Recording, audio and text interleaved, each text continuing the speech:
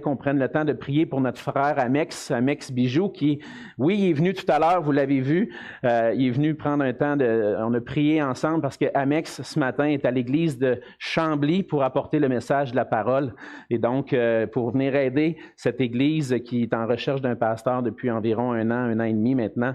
Et donc, vous avez connu ça. Et puis, on va prier pour cette église-là ensemble ce matin et pour notre frère Amex, que Dieu le bénisse là-bas. Alors, on va lire ensemble Luc 8 à partir du verset 22. Un jour, Jésus monta dans une barque avec ses disciples. Il leur dit, « Passons de l'autre côté du lac. » Et ils partirent. Pendant qu'ils naviguaient, Jésus s'endormit. Un tourbillon fondit sur le lac. La barque se remplissait d'eau et ils étaient en péril. Ils s'approchèrent et le réveillèrent en disant, « Maître, Maître, nous périssons! » S'étant réveillé, il menaça le vent et les flots qui s'apaisèrent et le calme revint. Puis il leur dit, « Où est votre foi? » Saisis de frayeur et d'étonnement, ils se dirent les uns aux autres, « Quel est donc celui-ci qui commande même au vent et à l'eau et à qui ils obéissent? » Ils abordèrent dans le pays des Géraséniens, qui est vis-à-vis de la Galilée. Lorsque Jésus fut descendu à terre, il vint au-devant de lui un homme de la ville qui était possédé de plusieurs démons. Depuis longtemps, il ne portait point de vêtements et avait sa demeure non dans une maison, mais dans les sépulcres. Ayant vu Jésus, il poussa un cri, se jeta à ses pieds et dit d'une voix forte, « Qu'y a-t-il entre moi et toi, Jésus, Fils du Dieu très haut? Je t'en supplie, ne me tourmente pas. » Car Jésus commandait à l'esprit impur de sortir de cet homme, dont il s'était emparé depuis longtemps. On le gardait lié de chaînes et les fers aux pieds, mais il rompait les liens et il était entraîné par le démon dans les déserts. Jésus lui demanda, « Quel est ton nom? » « Légion, répondit-il, car plusieurs démons étaient entrés en lui. Et il priait instamment Jésus de ne pas leur ordonner d'aller dans l'abîme. Il y avait là dans la montagne un grand troupeau de pourceaux qui paissaient. Et les démons supplièrent Jésus de leur permettre d'entrer dans ces pourceaux. Il le leur permit. Les démons sortirent de cet homme, entrèrent dans les pourceaux, et le troupeau se précipita des pentes escarpées dans le lac et se noya. Ceux qui les faisaient paître, voyant ce qui était arrivé, s'enfuirent et répandirent la nouvelle dans la ville et dans les campagnes. Les gens allèrent voir ce qui était arrivé. Ils vinrent auprès de Jésus et ils trouvèrent l'homme de qui étaient sortis les démons, assis à ses pieds, vêtu et dans son bon sens. Et ils furent saisis de frayeur. Ceux qui avaient vu ce qui s'était passé leur racontèrent comment le démoniaque avait été guéri. Tous les habitants du pays des Géraséniens prièrent Jésus de s'éloigner d'eux, car ils étaient saisis d'une grande crainte. Jésus monta dans la barque et s'en retourna. L'homme de qui étaient sortis les démons lui demandait la permission de rester avec lui. Mais Jésus le renvoya en disant, « Retourne dans ta maison et raconte tout ce que Dieu t'a fait. » Il s'en alla et publia par toute la ville tout ce que Jésus avait fait pour lui. On va se courber dans un mot de prière. Seigneur notre Dieu, Seigneur Jésus, on vient devant toi ce matin. On voit dans ce passage combien tu es un Dieu puissant, un Dieu tout-puissant, un Dieu qui est maître de toutes choses et qui est maître de nos vies. Seigneur, on vient devant toi, Seigneur, parce que tu es notre maître, tu es notre roi. Et on veut ce matin entendre ce que tu veux nous dire, ce que tu veux nous enseigner à travers ce passage. Oui, Seigneur, ce n'est pas tous les jours qu'on entend des histoires de guérison, de calmer la tempête, guérison d'un démoniaque. Mais Seigneur, à travers ces événements-là, ce récit, tu veux parler à nos cœurs pour nous aujourd'hui. Et Seigneur, puisses-tu ouvrir nos cœurs ce matin afin que nous puissions être attentifs à ta parole.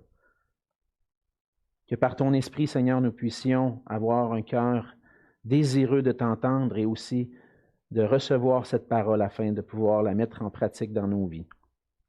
Seigneur, je veux te prier aussi pour mon frère Amex qui est à l'église de Chambly ce matin. Je te prie que tu puisses le fortifier, que tu puisses lui donner la grâce de communiquer ta parole avec clarté, que ça puisse être un temps édifiant pour lui et pour l'église de Chambly. Seigneur, on te prie pour cette église qui cherche un pasteur depuis plusieurs mois.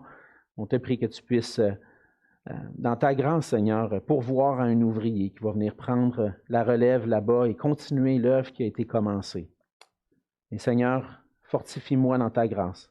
Aide-moi à communiquer, moi aussi, ta parole avec sagesse et avec clarté.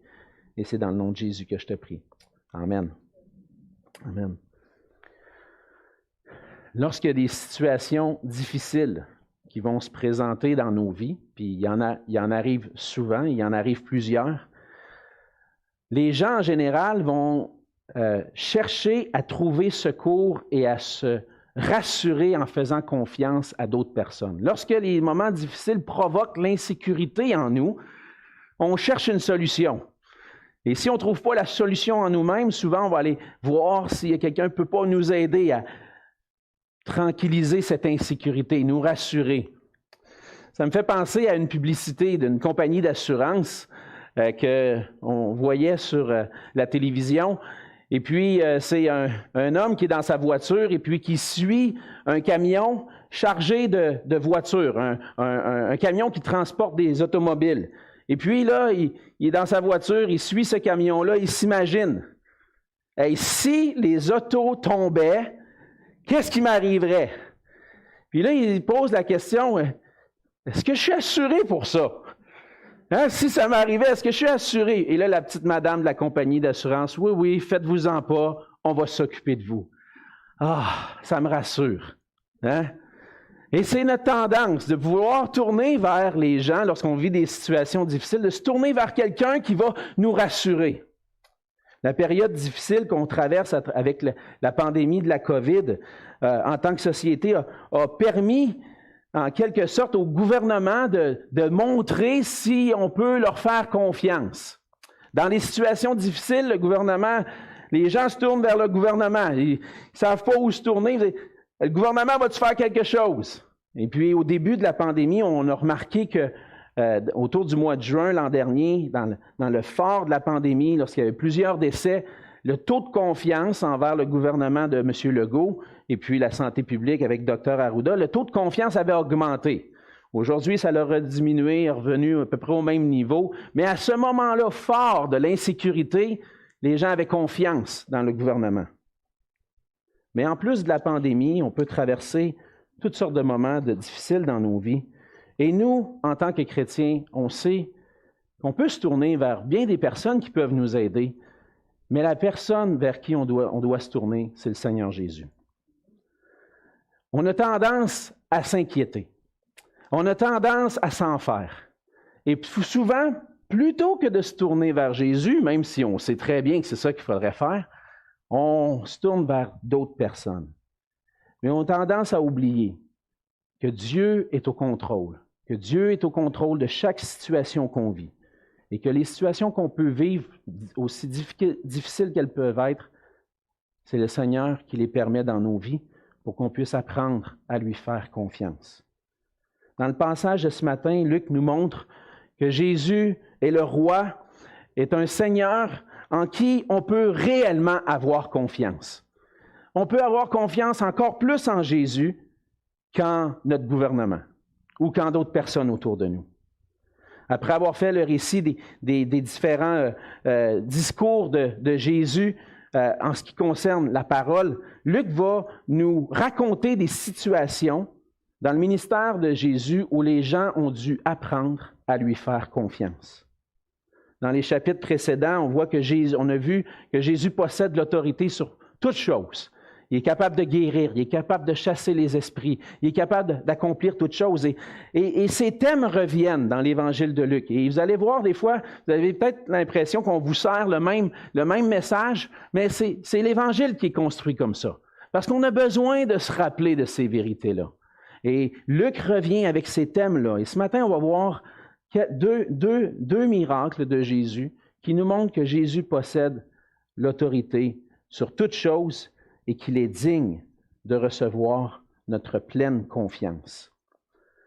Premièrement, on voit que Luc montre que Jésus possède l'autorité sur les événements, sur les éléments de la nature. On voit ça dans les versets 22 à 25 à travers ce miracle où Jésus va calmer la tempête. Jésus va démontrer cette autorité en calmant la tempête sur le lac qui est aussi, Luc va l'appeler le lac, mais qui est aussi la mer de Galilée. Il y a plusieurs noms, on vous l'a déjà mentionné à cette mer.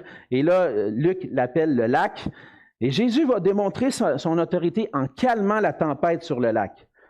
Le récit commence avec Jésus qui veut traverser de l'autre côté du lac avec ses disciples. Alors, il va monter dans la barque avec ses disciples. Et faut pas oublier que dans ce bateau-là, souvent on a tendance à voir peut-être une chaloupe à l'esprit, mais il était probablement un bateau quand même assez grand. S'il y avait plusieurs disciples, et même certains passages, comme on a vu, nous disent qu'il y avait même des femmes qui suivaient Jésus. Donc, c'était un bateau assez grand pour que Jésus puisse amener ses disciples avec lui et que Jésus puisse même avoir un endroit pour dormir.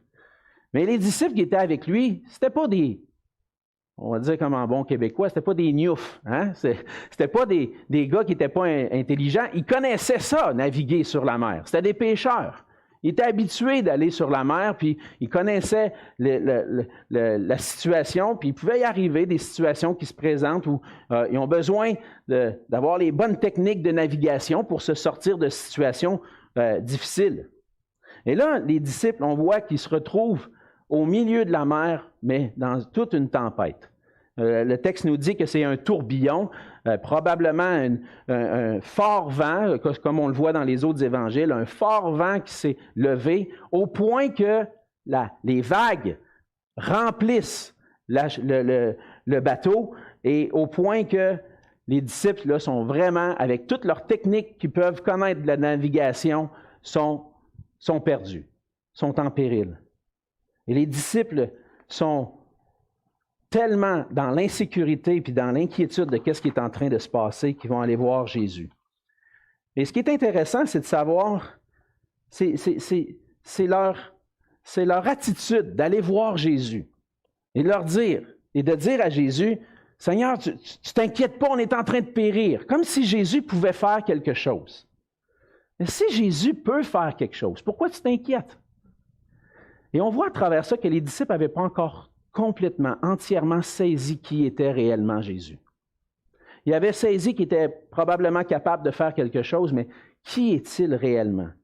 Et ce passage-là, cette section-là nous amène devant cette question-là.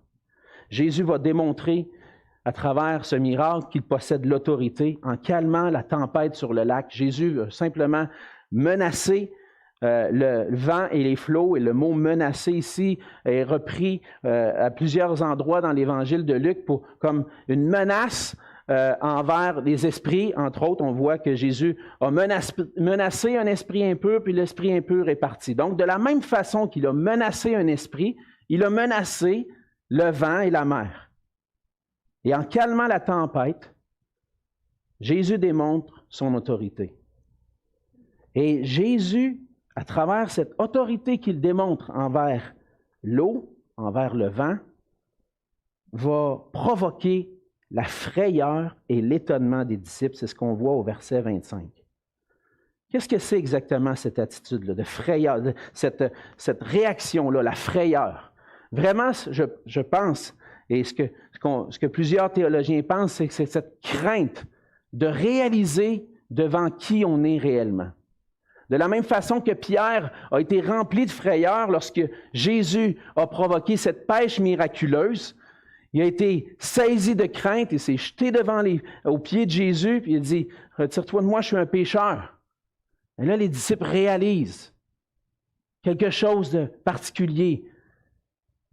On est devant quelqu'un de beaucoup plus grand qu'on peut penser, là. Il y a quelqu'un d'extraordinaire qui est devant nous présentement. Et c'est qui? C'est qui, lui? Et devant cette frayeur, cet étonnement, Jésus va leur poser la question, « Où est votre foi? »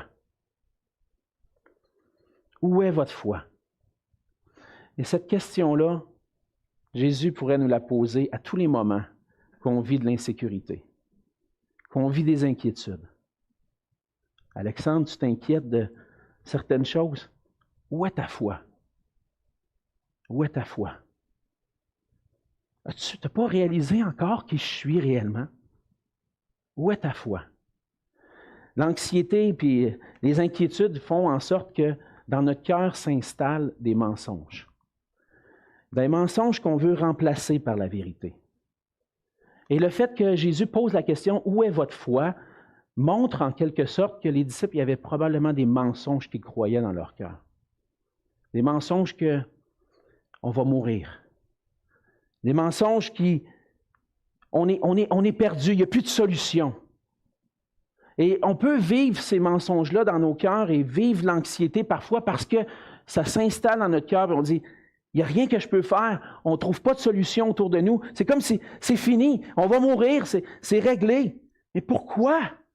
Pourquoi tu as si peur? Quand tu as un Dieu, et le Dieu auquel tu appartiens, c'est celui qui contrôle toutes choses.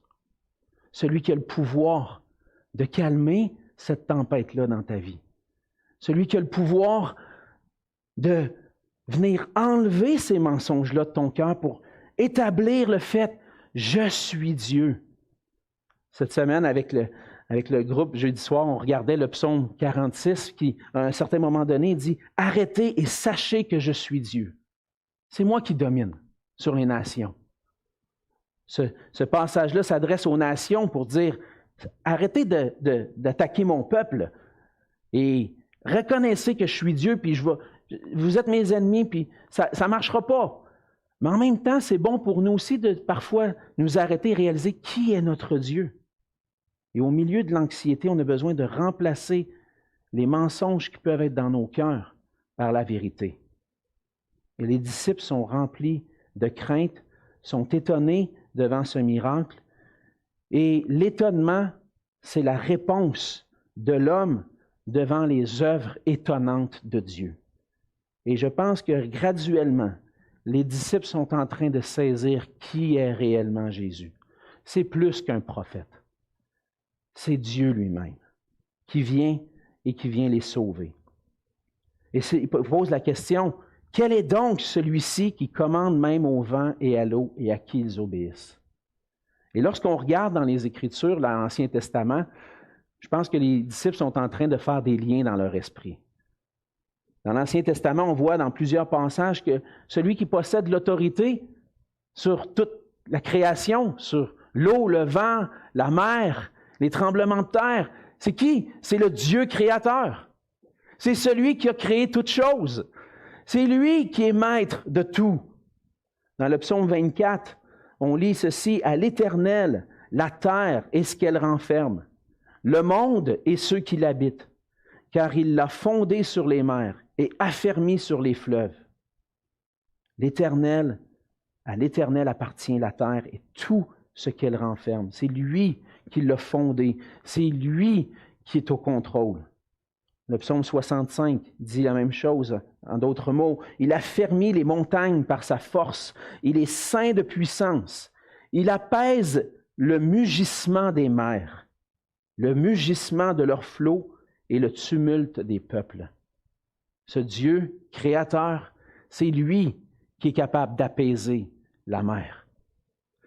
Mais je pense qu'un des passages qui le montre le plus clairement, c'est le psaume 107. Le psaume 107 nous montre que Dieu possède le pouvoir de calmer la tempête sur la mer. Et il se pourrait que les disciples aient en train de se poser la question, est-ce que c'est vraiment ça qu'on est en train de voir? Le psaume 107 dit ceci, « Ceux qui étaient descendus sur les mers dans des navires et qui travaillaient sur les grandes eaux, ceux-là virent les œuvres de l'Éternel et ses merveilles au milieu de l'abîme. » Il dit, « Et il fit souffler la tempête, qui souleva les flots de la mer. Ils montaient vers les cieux, ils descendaient dans l'abîme. Leur âme était éperdue en face du danger. Saisis de vertige, ils chancelaient comme un homme ivre, et toute leur habileté était anéantie. Dans leur détresse, ils crièrent à l'Éternel, et il les délivra de leurs angoisses. Il arrêta la mer, la tempête, ramena le calme, et les ondes se turent. Ils se réjouirent de ce qu'elles s'étaient apaisées, et l'Éternel les conduisit au port désiré. On dirait que c'est comme, on revoit ça se reproduire dans ce miracle avec les disciples. Le psalmiste qui a écrit ce psaume-là était au courant de certaines situations, des gens qui travaillaient sur la mer, des moments où le Seigneur les a gardés. Et puis là, les disciples vivent une situation semblable. Qui est celui-ci à qui la mer, le vent, l'eau obéissent? C'est l'Éternel. Dieu est là avec vous. Le roi des rois est là, présent avec vous. Et ce miracle de Jésus nous montre qu'il est celui qui possède l'autorité sur toutes choses, même les éléments de la nature. Et Luc nous amène cette question-là des disciples, pour nous-mêmes aussi. À la fin de cette section-là, après avoir considéré ce que Jésus vient de faire, on doit se poser nous-mêmes la question. Qui est celui-ci? Quel est celui-ci qui commande même au vent et à l'eau et à qui ils obéissent? On doit réfléchir sur cette question-là. Quel est celui-ci? La parole nous montre clairement que c'est l'Éternel, le Dieu de l'univers qui est là présent avec les disciples. Dans la deuxième section du passage de ce matin, les versets 26 à 39, on voit une autre manière dont le Seigneur Jésus va manifester son autorité. Il va montrer qu'il possède l'autorité sur les esprits impurs. Jésus démontre son autorité en chassant pas juste un esprit, mais plusieurs esprits impurs. C'est ce qui est différent des autres miracles qu'on a vus précédemment. Dans d'autres endroits, un peu plus tôt, entre autres dans l'Évangile de Luc, on a vu qu'il y avait des gens possédés d'un esprit impur qui s'était présenté devant Jésus et que Jésus avait eu le pouvoir de chasser le démon. Mais là, Jésus va démontrer son autorité non seulement sur un démon, mais sur plusieurs. Il va démontrer sa force, sa puissance. Jésus arrive de l'autre côté de la mer, dans un pays, ça nous dit le pays des Géraséniens, qui est vis-à-vis de la Galilée. Ça se trouve environ au sud-est de la mer de Galilée. Et c'était fort probablement un territoire peuplé par des non-juifs, par des païens. Ou s'ils étaient des juifs, en fait, ils ne devaient pas être des juifs très pratiquants. Pourquoi? Parce qu'on voit la présence d'un troupeau de porcs. Et un troupeau de porcs, pour les Juifs, on sait dans l'Ancien Testament que le porc était considéré comme un animal impur, qu'on ne devait pas manger, qu'on ne devait pas toucher même. Et donc, le fait qu'il y ait l'élevage de porcs dans cette région-là nous montre que c'était probablement une région païenne et que Luc souligne que Jésus est venu pour exercer un ministère non seulement envers les Juifs, mais aussi envers les païens. Et déjà, on l'a vu dans l'Évangile de Luc, que Jésus a guéri le serviteur d'un centenier, d'un homme qui était non-juif. Et on a vu la foi de ce centenier-là. Mais Jésus arrive maintenant dans un territoire païen, non-juif, et là, est confronté, dès le moment qu'il met le pied à terre, est confronté à un homme qui vient vers lui.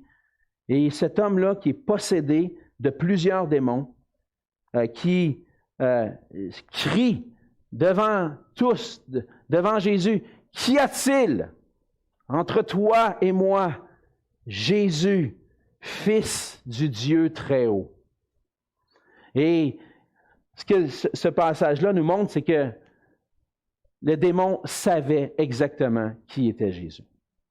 Les disciples pouvaient se poser la question, qui est celui-ci? Mais le démon, lui, le connaît et réagit face à Jésus en lui disant, « Pourquoi tu viens? » En réalité, cette question-là dit, « Qu'est-ce que tu viens faire là? Tu viens-tu jeter le trouble là, entre nous autres? Là? Pourquoi tu viens de ce côté-ci de la mer? Pourquoi tu viens sur mon territoire? » Et il sait qu'est-ce que Jésus peut faire. Il sait qu'est-ce que Jésus est en train de faire. Jésus apporte l'Évangile. Jésus annonce le royaume de Dieu. Jésus annonce, comme on l'a chanté tout à l'heure, qu'il peut chasser les ténèbres, qu'il peut chasser les démons. Et cette réponse-là de cet homme, cette question-là, identifie Jésus comme étant le Fils du Dieu très haut. Ce n'est pas la première fois qu'on voit ce titre-là dans l'Évangile de Luc, mais le Fils du Dieu très haut, c'est vraiment le titre qui montre et qui manifeste que Jésus est le Messie, que celui que Dieu a choisi pour venir régner, pour venir accomplir ses promesses. Et les démons reconnaissent et savent à qui ils ont affaire. Ils savent que Jésus peut les tourmenter ou du moins peut les envoyer dans un lieu de tourment. Et ils vont faire cette demande-là à Jésus.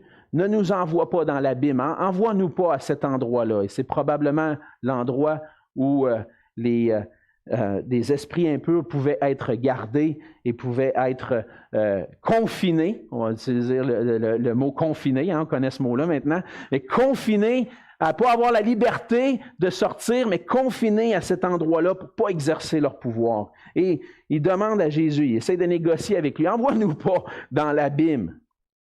Mais ces démons-là avaient un pouvoir sur cet homme-là. L'homme, et on peut se mettre à réfléchir puis imaginer qu'est-ce qu'il pouvait vivre, cet homme-là. D'être possédé par cette multitude de démons-là. Il ne portait pas de vêtements, le texte nous dit. Il se promenait nu partout.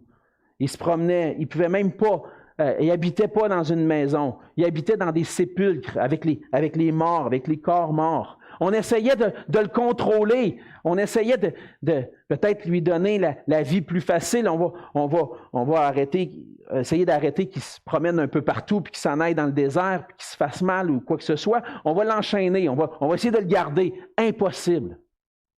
Tellement la puissance du diable était là. Les chaînes étaient brisées. Il pouvait s'enfuir n'importe quand. Et même en prenant les moyens humains pour essayer de contenir cet homme-là, l'homme n'était pas capable d'être contenu, il s'en allait dans les déserts. Parce que l'homme était possédé de plusieurs démons, il dit qu'il s'appelle Légion, quand Jésus lui demande son nom, il dit qu'il s'appelle Légion. Et Légion, une légion, c'est environ 1000 soldats. Fait qu'on pourrait s'imaginer qu'il n'y avait pas juste un ou deux démons, mais plusieurs démons. Et le fait qu'ils vont être chassés dans un troupeau de porcs plus tard montre réellement la multitude qu'il y avait là. Et là, on voit, encore une fois, Jésus exercer l'autorité. L'autorité qu'il a sur les esprits malins, sur toute chose, en réalité. Les esprits mauvais, on voit dans le texte, ils sont soumis à Dieu. Ils savent, les démons savent à qui ils ont affaire. Ils savent qu'il a le contrôle sur eux.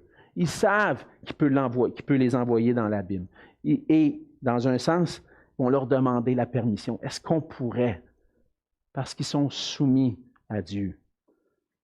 Et Jésus manifeste encore une fois l'autorité du Fils de Dieu, qu'il est Dieu lui-même, parce qu'il vient pour chasser ces démons-là.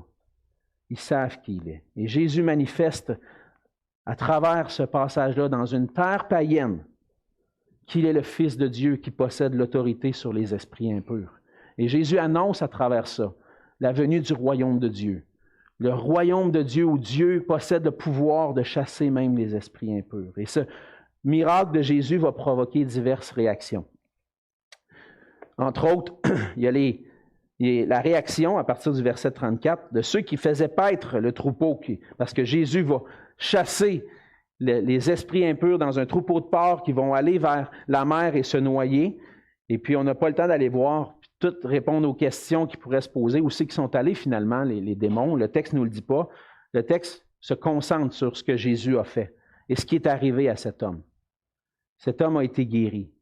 Mais ceux qui ont fait paître le troupeau, ils ont vu ce qui est arrivé, se sont enfuis, puis ils sont allés dans la ville, ils disent « Hey, il y a un homme qui vient d'arriver chez nous, qui a chassé des esprits impurs, les porcs sont tombés dans la mer. » Ils commencent à raconter et répandre la nouvelle de ce qui s'est passé. Et là, ça provoque la curiosité, évidemment. Et les habitants de la région viennent et vont voir Jésus et sont saisis de frayeur. C'est ce qu'on... dans les versets, c'est ce qu'on voit au verset, entre autres, au verset 37, il dit « Tous les habitants des Géraséniens prièrent Jésus de s'éloigner d'eux, car ils étaient saisis d'une grande crainte. » Et lorsque Jésus fait ce miracle-là, ça provoque la crainte. ça provoque la peur. Mais pas la même crainte. Pas la crainte, c'est pas une crainte positive. C'est une crainte négative qui amène ses habitants, les habitants de cette région-là, à dire « Va-t'en, on ne veut pas t'avoir. On ne veut pas t'avoir avec nous autres. » Pourquoi? Probablement, il y avait la crainte. Bon, s'ils vivaient de ce troupeau, ceux qui faisaient paître les porcs, probablement vivaient de l'élevage de porcs, et là, ils venaient de perdre tout leur revenu. Hein? On ne pourra pas les vendre, ces porcs-là, on ne pourra pas vivre. Il s'en vient-tu mettre le trouble parmi nous, puis qu'on va tout perdre? On veut pas rien, on veut pas perdre ça, nous. On veut garder notre sécurité avec ce qu'on possède. Et si Jésus vient et manifeste qu'il est le Fils de Dieu, mais il commence à faire toutes sortes de miracles, peut-être qu'on va perdre beaucoup. Non, on veut pas toi. Retourne chez vous. On veut pas. Et souvent, lorsqu'on annonce l'Évangile, c'est la réaction que plusieurs vont avoir. Jésus a le pouvoir. Et on annonce ce que Jésus fait. On annonce des passages comme ça, dire Jésus possède le pouvoir. Non, parle-moi pas de ton Jésus. Va-t'en. Arrête ça. J'ai des exemples dans ma vie de moments où j'ai commencé à témoigner de l'Évangile, puis à un certain moment donné, non, la personne dit arrête de me parler de ça. Arrête de me parler de ça. Je ne veux pas en entendre parler. Et j'étais même moi-même comme ça. Tout jeune enfant.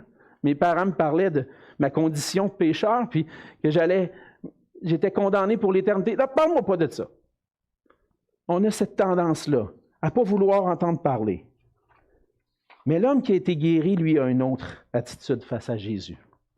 Il a cette attitude, maintenant, d'avoir été guéri, et réalise qu'il a été guéri, fort probablement.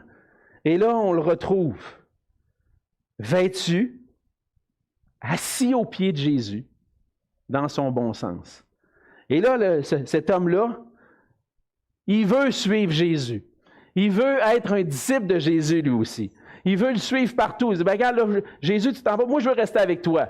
Moi, là, tu m'as délivré, tu m'as sauvé. Moi, je veux être avec toi. Moi, je veux passer ma vie avec toi. Mais là, Jésus dit non. La plupart du temps, les gens qui voulaient ça, Jésus leur a dit, ben oui. Ou même Jésus les appelle, suis-moi. Pourquoi Jésus empêcherait quelqu'un de le suivre? Jésus l'empêche de suivre parce que, en réalité, Jésus a une mission pour cet homme-là. Il y a une mission. Et on va le voir un peu plus loin. Mais ce miracle montre l'autorité de Jésus. Et la mission que Jésus va lui donner, c'est de parler de Jésus dans ce territoire-là. De parler, d'annoncer la bonne nouvelle de Jésus. Les gens ne veulent rien savoir de Jésus. Jésus laisse quand même un témoin. Je vais parler, moi, de ce que Jésus a fait pour moi. Maintenant, on voit à travers ces deux récits-là l'autorité de Jésus sur les éléments de la nature, l'autorité de Jésus sur les esprits impurs. Mais qu'est-ce qu'on peut apprendre, nous, de ces deux récits-là? Qu'est-ce que ces deux miracles-là nous apprennent sur Jésus qui peut changer nos vies? On apprend que Jésus est digne de recevoir notre confiance et qu'il veut que nous parlions de lui. Les deux miracles de Jésus nous amènent à poser, à nous questionner, puis à répondre à la question. Quel est celui-ci qui commande au vent et à l'eau? Quel est celui-ci qui commande aux esprits impurs? Il y a deux réponses possibles. Croire que Jésus est véritablement le Fils de Dieu qui possède l'autorité et le pouvoir sur toute chose, ou, comme les habitants de la ville, rejeter Jésus et retourner à nos porcs, à nos moutons. Quelle est votre réponse à vous, à qui est Jésus? Quelle est votre réponse?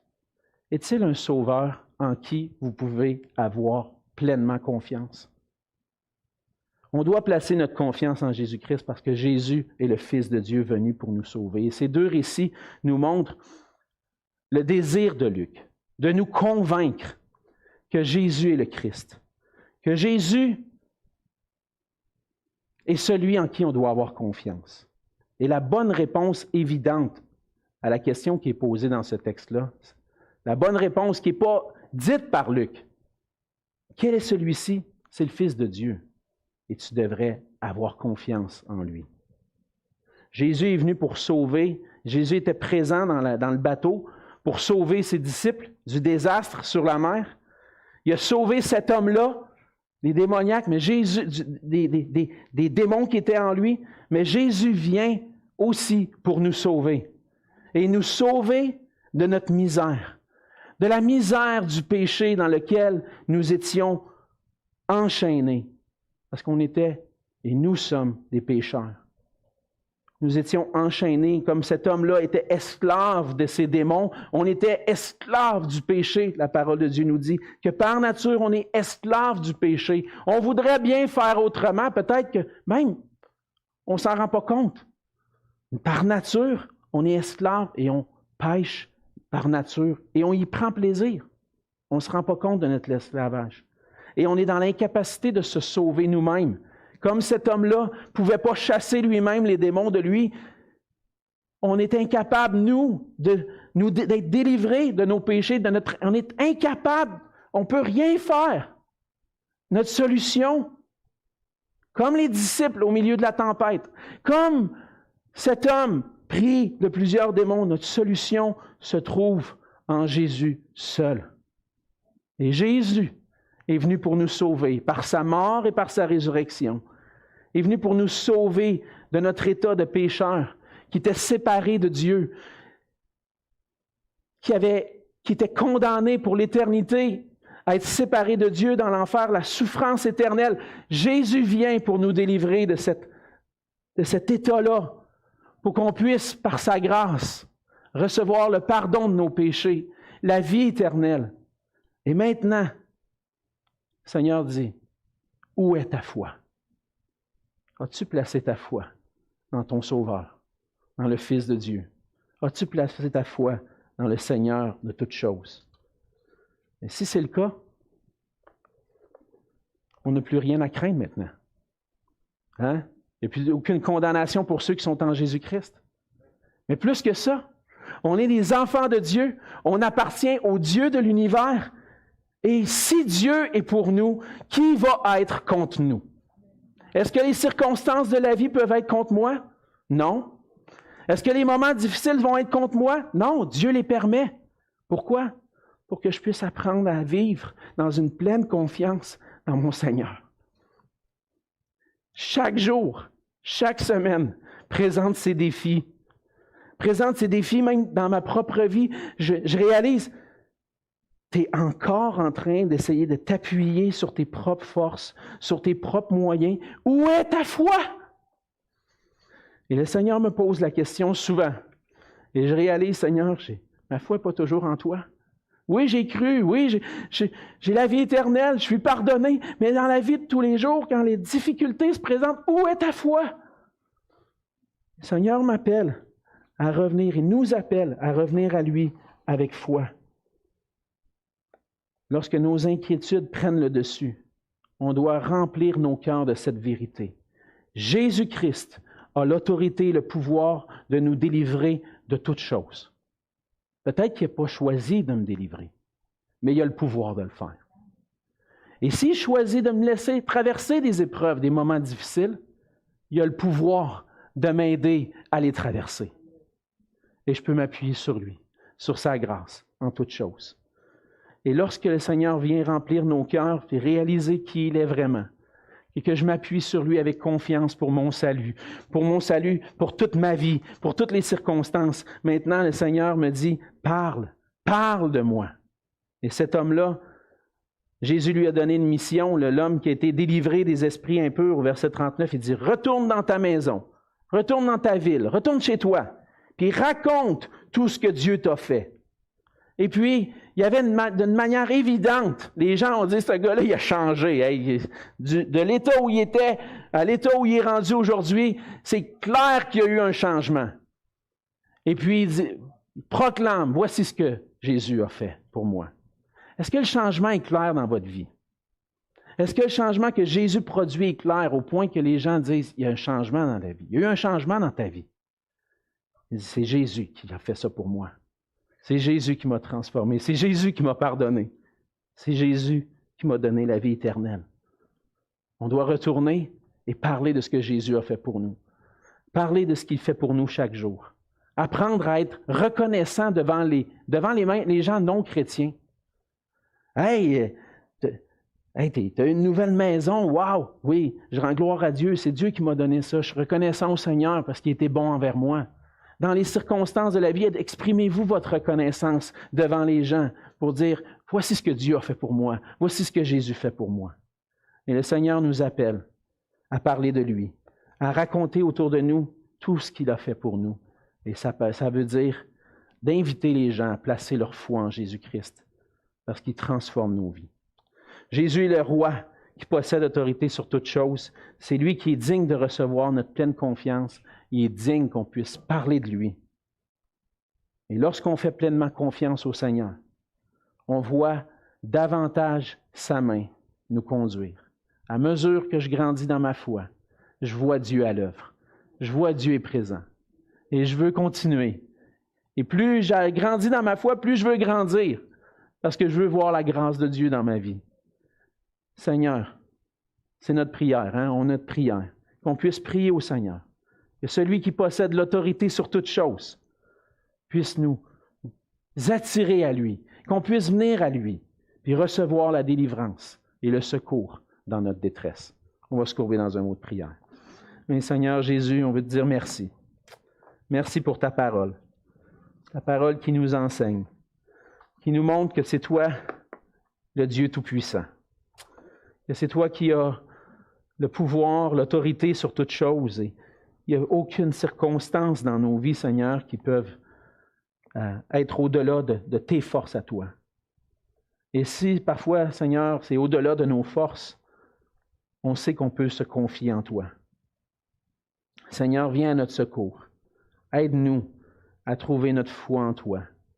Que tu puisses voir en nous, Seigneur, des hommes et des femmes de foi qui traversent les difficultés, qui traversent les épreuves, qui traversent les moments d'anxiété, d'inquiétude. Parce qu'ils vont venir, Seigneur, mais que les gens autour de nous puissent voir qu'on les traverse avec toi, en restant accrochés à toi. Seigneur, on a besoin de toi. Viens à notre secours. Viens nous délivrer de notre manque de foi et transforme-nous, Seigneur, pour qu'on puisse parler de tout ce que tu fais pour nous et de tes merveilles autour de nous. Et c'est dans le nom de Jésus que je te prie. Amen.